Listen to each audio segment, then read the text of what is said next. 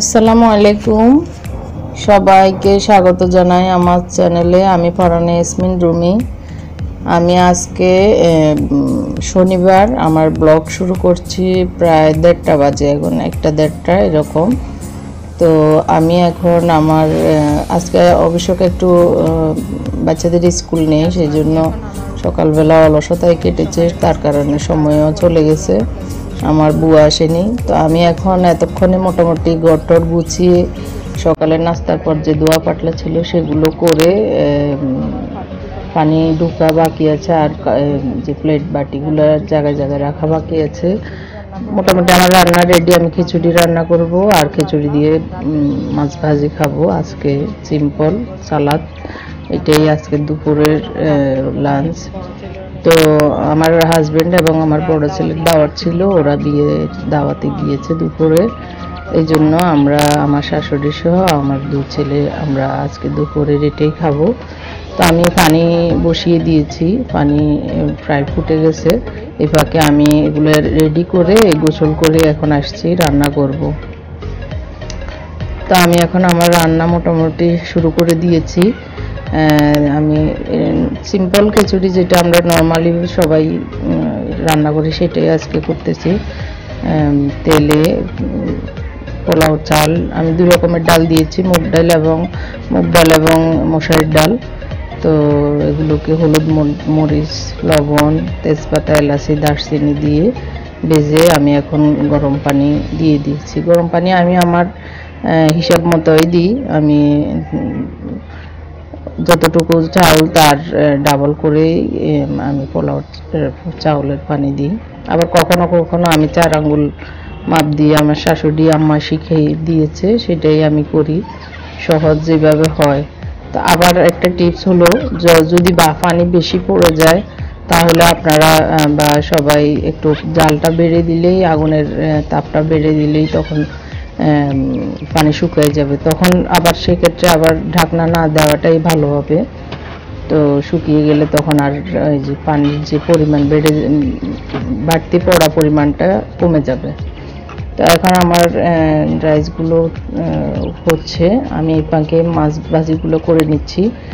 আমি নামাজ পড়ে তারপরে দুপুরে খাবো। এগুলো হয়ে গেলে বেশিক্ষণ লাগে না, এই রেডি থাকলে 15-20 মিনিট লেগেছে আমার রান্না, এরকম টাইম লাগে, বেশিক্ষণ লাগে না। তো এগুলো করতে করতে আমি পেঁয়াজটাও কুটে নিয়ে আগে ধুয়ে রেখে দিয়েছি। তো এগুলো এখন কুটে দিয়ে দিচ্ছি মাছ ভাজিটা আমি সিম্পল হলুদ, মরিচ, লবণ দিয়েই ভেজে নিই।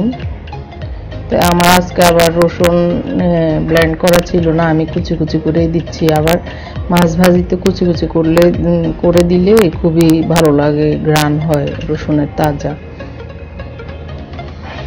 তারপরে একটু দিয়ে দিব কাঁচামরিচ কুচি করে। হলুদ, মরিচ, লবণ দিয়ে আমি শুকনো পেঁয়াজ ভাজি করব, মানে মাছের সাথে শুকনো পেঁয়াজ ভাজা হবে, ঝোল টোল দিব না, ওই রকমই খিচুড়ির সাথে ভালো লাগে। আমি একটা বিষয় দেখতে পাচ্ছেন, আমি মাছটাকে একটু সাইডে নিয়ে ওই তেলেই পেঁয়াজগুলা ভেজে নিচ্ছি। মাছটাকে উঠিয়ে নিইনি, কারণ উঠিয়ে নিলে আমার আরেকটা পাত্র এই ধুতে হবে বা আরেকটা পাত্র নষ্ট হবে। তো এই যে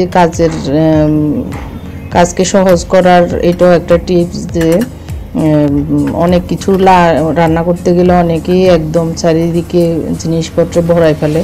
এটা না করে আপনি আপনার বুদ্ধি খাটিয়ে যেন কম জিনিস ইউজ হয় বা কম ধুতে হয়, সেটাই মাথায় রেখে কাজ করলে তখন আর বেশি এলোমেলো হয় না।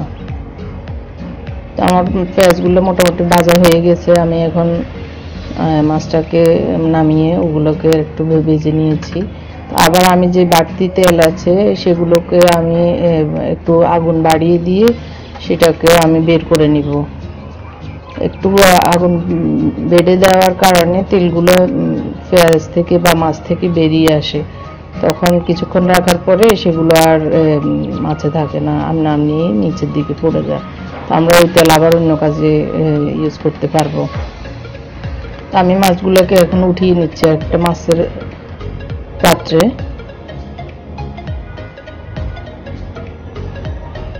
আমার এখনো পানি ঢুকানো বাকি আছে, আমি এগুলো করতে করতে আর হয়নি। তো এখন আমার রান্না মোটামুটি শেষ, খিচুড়ি রান্নাও শেষ, আমরা এখন খেতে যাচ্ছি। আমার মোটামুটি গুছানো শেষ, আমি একটু সালাদ করে নিচ্ছি।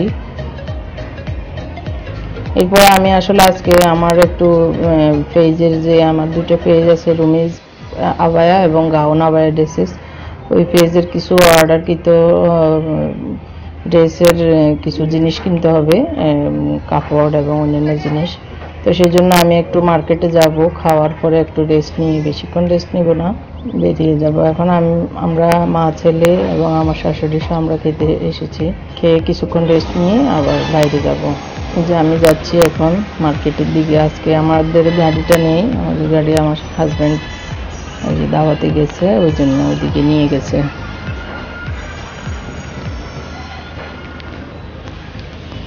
এখন আমার মোটামুটি মার্কেটে আসলে শ্যুট নিতে ভুলে গেছি, তো আমার কাজ মোটামুটি শেষ। এখন আমি আবার মার্কেট থেকে বেরিয়ে যাচ্ছি। এখন আমি যাওয়ার পথে একটু স্বপ্নেতে যাব, স্বপ্ন দেখেছি যে সেল চলতেছে, দেখি কি পাওয়া যায়। যে আমি স্বপ্নে চলে এসেছি। সেল আসলে হলেও যেগুলো দরকারি সেগুলোতে নেই, আমার যেগুলো দরকার ছিল না সেগুলোতে ওদের সেল আছে। তো আমি তেমন কিছু এখান থেকে নিইনি, সামান্য একটু কিনে যেগুলো প্রয়োজন মনে করেছি সেগুলো নিয়েছি। আর কিছু জিনিস নেওয়ার দরকার ছিল কিন্তু এখানে পাইনি। তো আমি বেশিক্ষণ এখানে থাকবো না, সন্ধ্যা হয়ে গেছে, এখন বাসায় চলে যাব।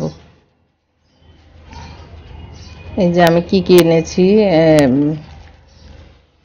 হ্যান্ড ওয়াশ একটা, আর হলো লিকুইড পাতিল মাজার যে বিম সেটা, আর একটা টক দই, আর হলো বিস্কিট। এই বিস্কিটটা আমার খুবই পছন্দ, সেই বিস্কিটটি এনেছি। আর হলো চটপটির জন্য আমি। এরপরে আমার হাজব্যান্ড আবার ফোন করে বলেছে ওনার এক বন্ধু আসবে। তো আমি আসলে বাইরে থেকে এসেছি, তেমন একটা প্রিপারেশনও নেই, এই জন্য আমি আবার বলেছি যে বাইরে থেকে কিছু নিয়ে আসতে। তো এখন উনি নিয়ে এসেছে নান রুটি এবং গ্রিল। তো আমরা ওনাকে নাস্তা দিচ্ছি। উনি আমার হাজব্যান্ড আবার যে দাওয়াতে গিয়েছে ওখান থেকে আসতে 300 ফিটের রাস্তা থেকে, 300 ফিটের যে রোড ওটার ওখানে নাকি বাজার বসে সুন্দর, ওখান থেকে যে হলুদ বক্সের যে মিষ্টিগুলো এগুলো নিয়ে এসছে, আর মেহমান এই মিষ্টিগুলো নিয়ে, কার্টুনের মিষ্টিগুলো নিয়ে এসছে। তো আমার হাজব্যান্ড আবার 300 ফিটের ওখান থেকে বাজার করে এনেছি, সুন্দর বাজার, তাজা যে আনারস, পেঁপে, 2-3 রকমের পেঁপে আনছে, খুবই ভালো লাগলো দেখে, তাজা তাজা একদম গ্রাম থেকে উঠে আসা এই জিনিসগুলো। তো আমার ভিডিও আপনাদের কেমন লাগলো আমাকে কমেন্ট করে জানাবেন। তো আজকের মতো আমার ভিডিও এখানেই শেষ করছি। আল্লাহ হাফেজ।